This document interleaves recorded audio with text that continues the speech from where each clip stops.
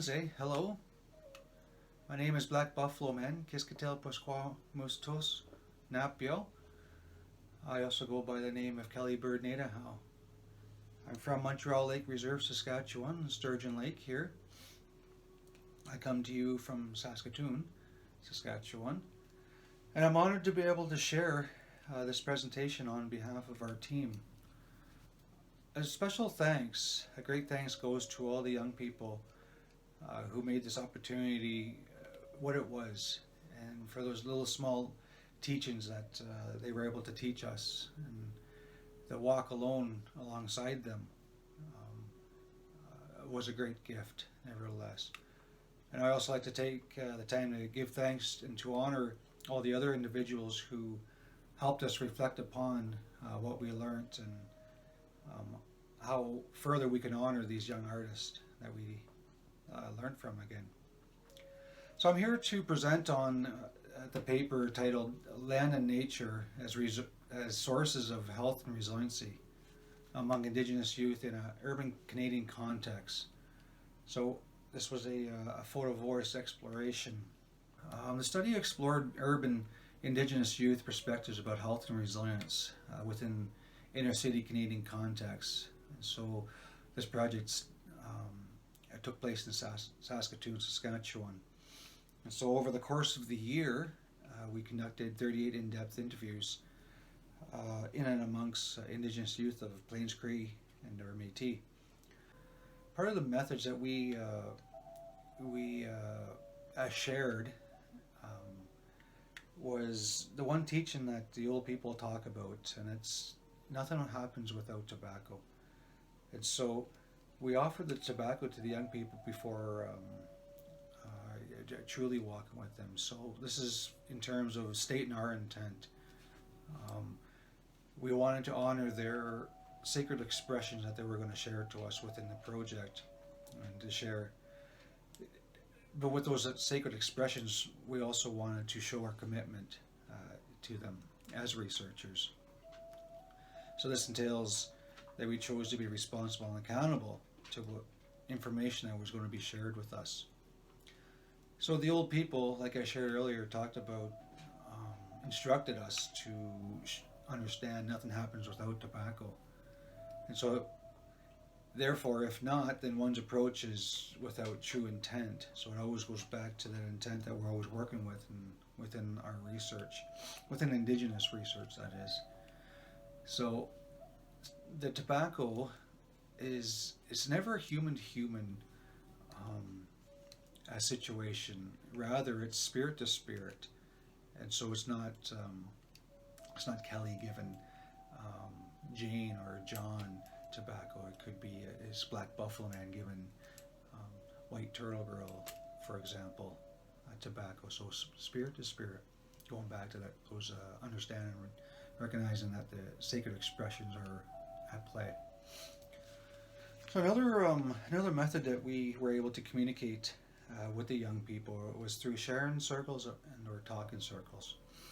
So these were conducted in means to seeking those instructions from the youth, those instructions of how is the research going to look like, what do they wish to to work with, to walk with, how do they want to exercise their learning of how research can be.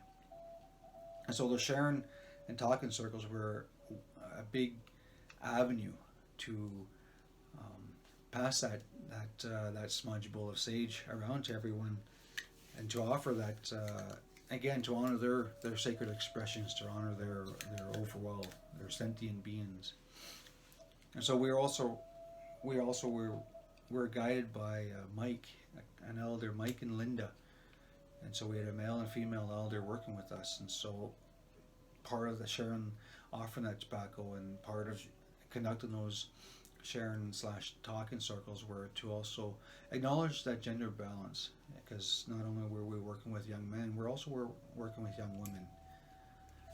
And so the context of the research, the study explored urban Indigenous youth perspectives about health and resilience within the inner city of Saskatoon, that is. And so over a course of 1 year, we were able to conduct 38 in-depth interviews. Again, sharing those methods that we used. The study explored urban Indigenous youth perspectives about health and resilience within an inner city context. Again, in Saskatchewan. So over the course of 1 year, we were able to understand that gathering information and our teachings through the summer, through the spring, through the fall, through the winter. And so this is why we took a 1 year and we covered all 4 change of seasons within this project. So there was 38 in-depth interviews conducted. So processes were shown to help youth cope with stress, anger, fear, and other general difficult situations. And so finding that hope, finding that that resiliency within their photos that they took, and finding out those places. So they were the ones who guided us to where those places were. We just provided the cameras, and they ended up offering tobacco to those places that they visited. And so most of these places they went to were where there are elements of strength. So when they were seeking to be strong and to be resilient because of a stressful environment or dealing with anger and or fear. And so we were able to tap into their safe places, if you will. And it was a beautiful opportunity to be able to walk with her and for them to honor us in that discussion. So some of the quotes from the narratives, from the transcripts we received, was one of them: "I feel happy with Mother Nature." And so, again, the young people were teaching us that there was a very much interconnectedness from them themselves and Mother Nature. They weren't separate. Their healing, their resiliency wasn't separate from what Mother Nature has taught them. So whenever I'm feeling really down, I just need to get away from everyone. I just focus on myself. I go for long walks. And it's really nice because I really appreciate nature and everything. It's so really common. And so some of the photos that we were able to receive from them showed many trees, showed many rivers, mounds of rocks, water, waves. Some showed clouds. So there's a very much interconnectedness to them. And these are all pictures that were taken from within the urban city. So we didn't go outside of Saskatoon to source these. They found them right close by. Again, these are their strength moments that they always were drawn to in times of need.